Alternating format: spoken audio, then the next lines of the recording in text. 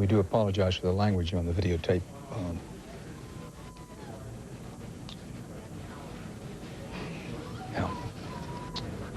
One can understand people seeing this incredible sight.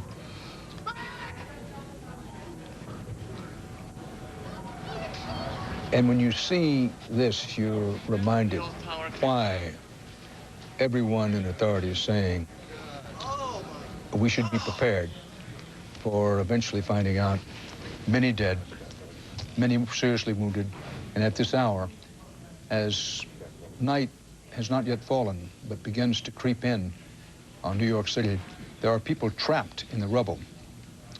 And when the third building collapsed, World Trade Center building number 7,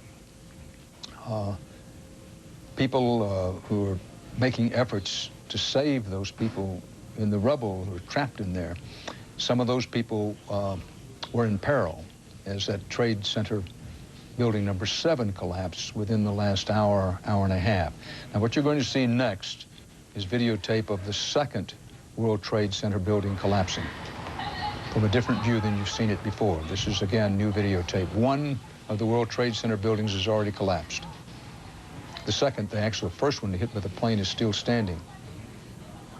It is a smoking ruin in its upper floors.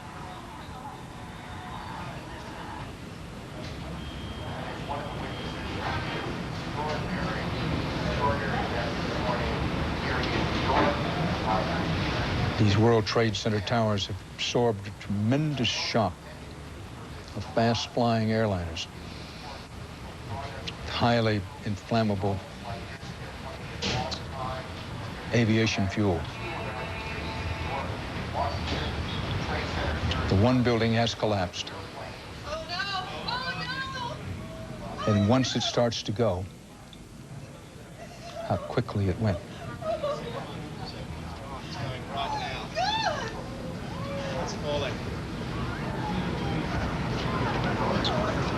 These home videos, taken from across the way, from a place that once had a spectacular view of a spectacular New York skyline.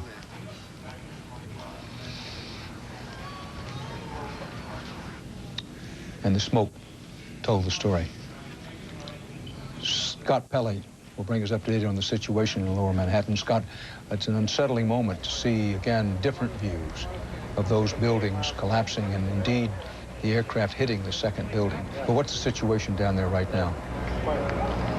Dan, the smoke that you see rising behind me now is from World Trade Center building number 7, which collapsed about 15 minutes ago. This is a very large building. It's 47 stories tall, at least half a block wide. This would have been a catastrophe in its own right, Dan. The building has been on fire all day since the initial attack. About an hour ago, I was down there with a CBS News camera crew, and we were talking to firefighters and police officers. Building number 7 was completely involved in flame. Flames were shooting out of the building. Large panes of glass were falling into the street. The firefighters explained that there was nothing they could do to try to put the fire out because it was just simply far too dangerous, and they warned us an hour ago that the building might collapse, and indeed that is what has come to pass. Apparently, some of the city's emergency operations were located in that building. The fire department is telling us now that they have lost some of their communications at this point. The building, of course, being on fire, being at the scene of the attack, had been evacuated much, much earlier. There was no one in the building at the time that it collapsed about 15 minutes ago. However, I will tell you that when we left there an hour ago, there were several New York City police officers and firefighters down there making sure that no one else came into the area. Dan? Scott Pelley on the scene reporting live from Lower Manhattan. Now we're going to show you again videotape of World Trade Center Building 7. This is the one that just collapsed within the last hour and a half, 2 hours at the outside. This was a 47-story tall building. This is a scene on the ground just after this building came tumbling down. And yet new bellows of the horrible smoke and the stench from the smoke began to fill lower Manhattan all anew. Clear shot, please. Right, clear shot.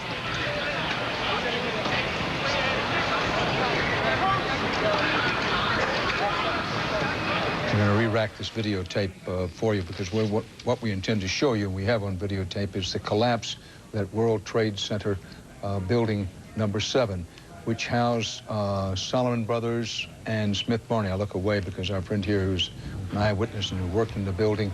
And by the way, let's get a picture of another, you know, he wouldn't call himself a hero. Here's a man in our studio who's given us some eyewitness reports here today, who calmly got together, led people out of the building. It was his responsibility. He took it upon himself to get people out and then get himself out. Was there actual panic as you did that? There was panic among the staff, yes. But the important thing, everybody got out on time before. Well, you won't say it, but I will. You got everybody out. Yeah. David Martin is outside the Pentagon. David. Dan, the U.S. is trying to do two very different things here simultaneously. One is to hunker down and button up and protect against the possibility of still another attack, and that's why the Pentagon has put all of its bases on the highest state of alert, and the State Department has put all American embassies around the world on the highest state of alert. But at the same time, the U.S. wants to create an impression, at least, of a quick return to normalcy, and that is one of the reasons why the president is coming back to Washington tonight. You know, he spent the day moving about from military base to military base as much as he would in the event of a nuclear war. That now is ended, and they are bringing the president back to Washington to try and create this impression of a return to normalcy. But obviously, as you can see behind me, we are a long, long way from normal.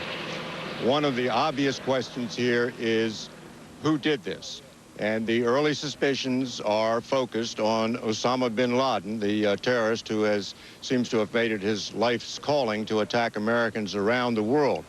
And in this case, I think, in contrast to previous cases, there is very little doubt that there will be some form of military retaliation.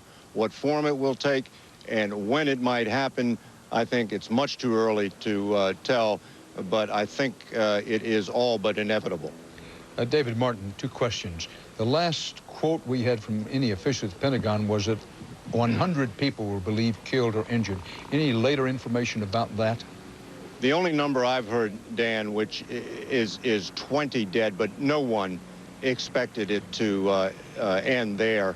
The services that had offices in that part of the building have asked all of the people assigned there to call in so they know who made it out. And there are still, among all the services, hundreds of unaccounted for, but you don't know if that's because they didn't make it out or simply because they haven't called in. But if you just take a fully loaded commercial airliner, you know that the death toll is going to go much higher than 20, no matter who was caught in the building. Well, that's a good point. And the belief is that American Flight 77, headed from Dulles Airport near Washington to Los Angeles, a Boeing 757, this is the plane that's believed to have crashed in the Pentagon, had 58 passengers and 6 crew. And while one might hope and pray that somebody among those 58 passengers, 6 crew survived, it seems highly unlikely. So there, right there, you would have, you know, in the 60s, the number of people dead, killed at the Pentagon. And the wife of U.S. Solicitor General Theodore Olson was aboard the jetliner that crashed into the Pentagon. She called him as the plane was being hijacked. She twice called her husband and described some details of the hijacking, including, now this is Barbara Olson, an attorney, very intelligent woman, the wife of the U.S. Solicitor General, the new one, Theodore Olson. She said that the attackers were using knife-like instruments. When she called her husband, she said the attackers, this is on the plane, that would have been the American Airlines Flight 77. She said that the attackers were using knife-like instruments. Now, the officials who quoted this conversation to the woman's husband declined to give any further details of the conversation. In a brief telephone interview from his home, Theodore Olson said his wife was on the plane and that it crashed in the Pentagon, and he said, "I wish it wasn't so, but it is." Olson argues President Bush's cases before the Supreme Court. We're going to go back to David Martin at the Pentagon. David, I understand you have some additional information or insight, and then I have an additional question for you, please. You were talking about the plane that crashed into the Pentagon. Someone made the point to me that all of these planes were cross-country flights that had just taken off, meaning they were all carrying full loads of fuel, which would obviously increase the destruction that they caused when they crash into a building. Whether that was part of the plan or whether it just worked out that way, we of course don't know, but it would certainly indicate, at least initially, that considerable thought and planning went into this attack. Indeed, David, including that they hit the World Trade Center at the height of morning rush hour, right at 9 o'clock. First one building, then the other, right at the very height of rush hour here in New York City. David, stand by, because I have some questions about possible U.S. responses. You say, you know, the U.S. will respond. The how and why of that I'd like to discuss with you. But first, we want to go through a sequence of pictures of what happened here in New York today at the World Trade Center, including two pieces of videotape that CBS News obtained exclusively, and we've shown only in the last half hour or so. So the sequence of events that will not necessarily be in order, but this to review for you and give you the latest picture information we have is the way it was this morning between 9 and 11 a.m. New York time, Eastern time. One plane has hit the upper tier, but watch the left-hand corner of your screen. The second World Trade Tower has not yet been hit. It's about 9 a.m. Here comes the plane, very high speed, cuts almost through the building. Great balls of fire, tremendous bellows of smoke. The voices you hear in the background, the people in the home or the place where these pictures were taken.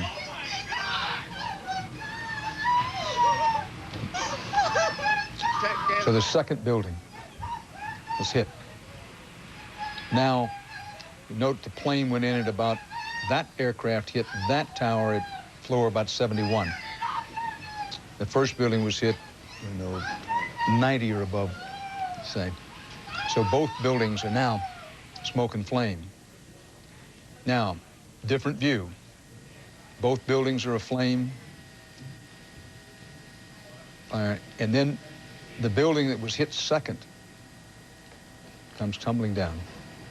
That was the one where the airplane came in particularly quickly and hit the building at about floor 71.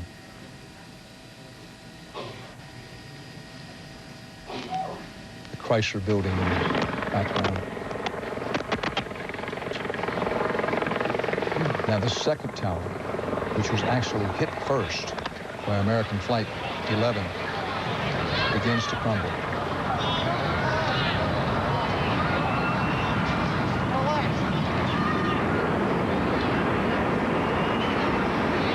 And disappear. And since then, the most recent collapse, which happened just a short while ago, Building 7, a 47-story building as part of the World Trade Center complex, collapsed. That building had been, we were told, completely evacuated. But the fate of people on the ground, including rescue workers, as it came tumbling down, we simply don't know. But it had been threatening to collapse, had been on the verge of collapse for a long while, so perhaps most of the area had been evacuated. But who could have anticipated this kind of incredibly dense and fast-moving smoke, which covers many blocks in New York?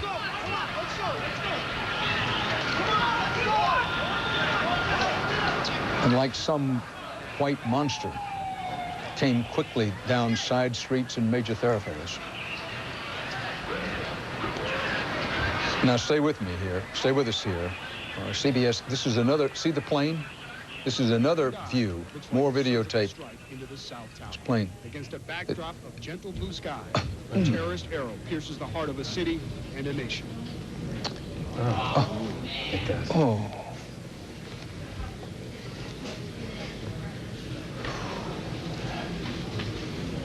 Those two sequences we should see again. One more horrifying than the next. And we will show you. This was a United Airlines flight 175. Some of this video has just now become available.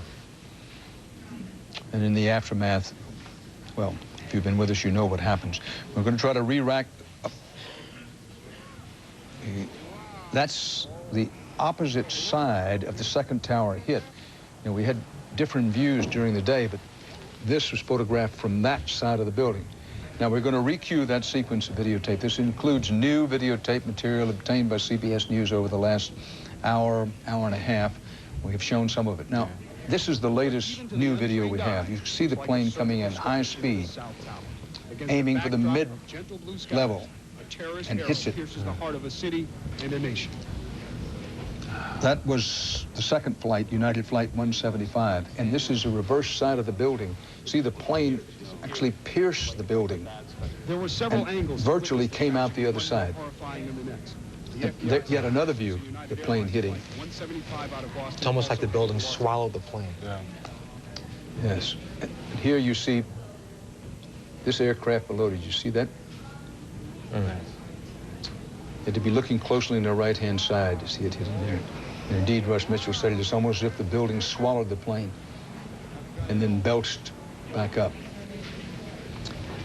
Well, nobody's ever seen photographs like that because nothing like this has ever happened before.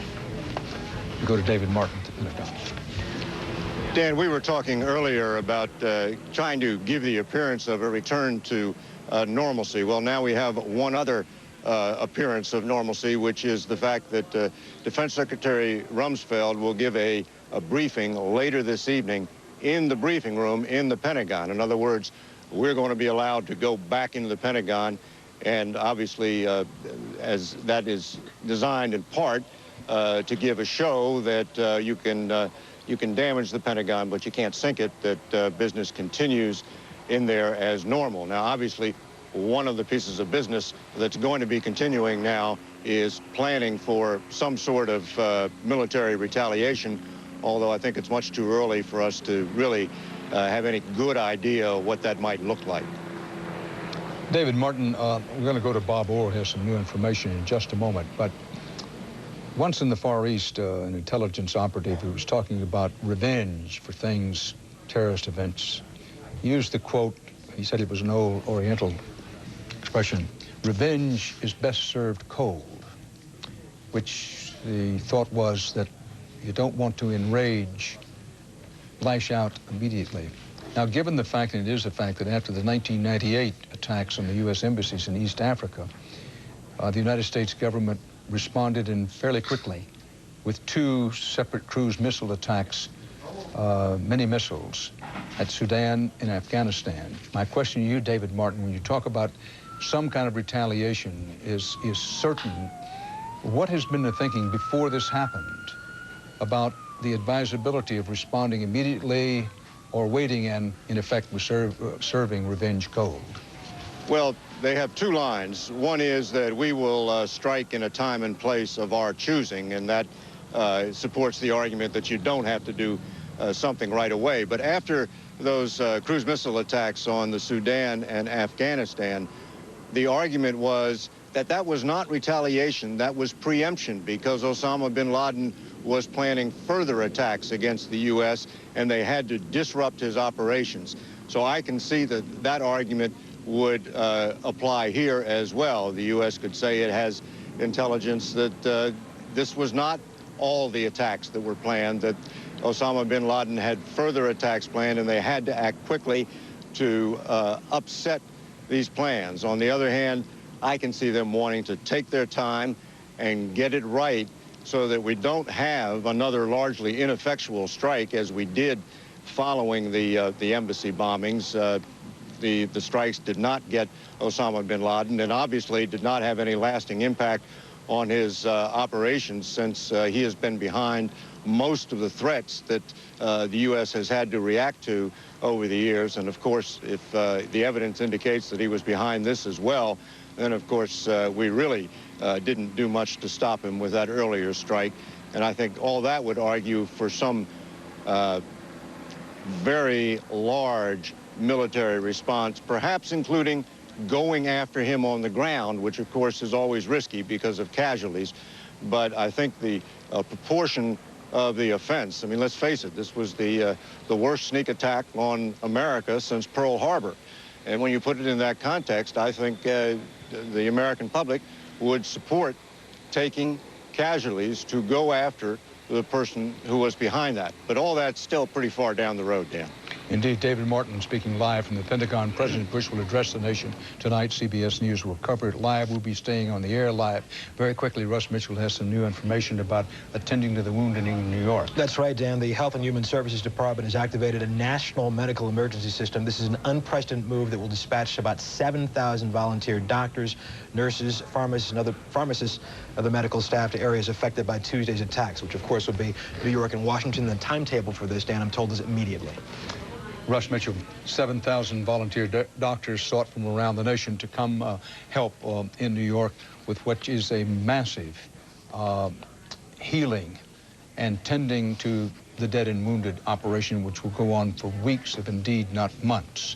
Now, Bob Orr in Washington has a new insight on this information from Barbara Olson, who was aboard one of the planes hijacked, about knife-wielding or knife-type instruments in the aircraft, and Orr's going to put that in perspective for you just at the top of the hour.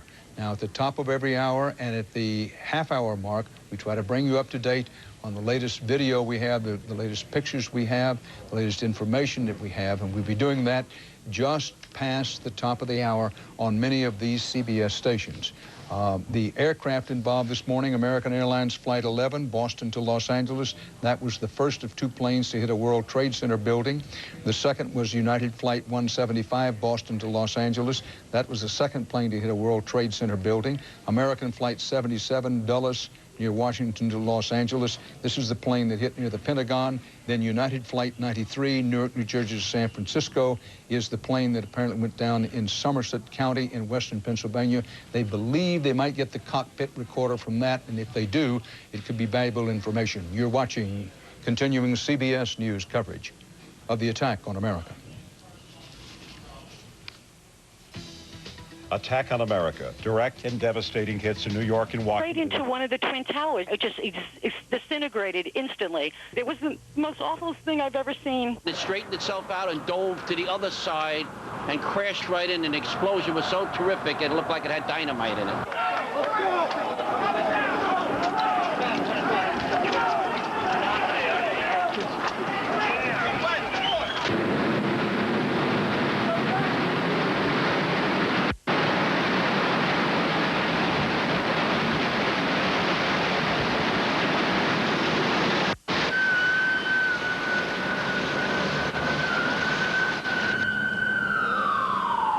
This is what is coming over our radio. Get out of the area. The second tower is coming down. They tell you the second tower is Yes, it's about to collapse. I got fellow officers that might be trapped. Not trying to be a hero, but I think if you were in this position, you'd do the same thing. There were people falling out of the sky. We were trying to get people away when the second collapse occurred, and I dove under a truck, so I don't know how I'm here. I spent a year in combat. I never saw anything like this. After the first tower collapsed, we were back in there trying to bring people out. We knew the second one was about to come down, but we were lifting one person, and when it came down, we all just ran for our lives. You could hear the rumbling. When you looked up, you could see the top of the building just crumbling. We all headed south, and you could feel the wind hitting in the back because that's what the breeze hit. Couldn't see. Everything was totally black. You were just walking, hoping to find daylight. It was just unbelievable. I never seen anything like it in my life. I'm just thinking about the firemen I see going up the stairs behind me and look at half of this building. The sights and sounds in New York City, a city virtually paralyzed tonight. Its streets empty, the tunnels and bridges leading into Manhattan only allowing... Secretary of State may be back from his trip to Peru.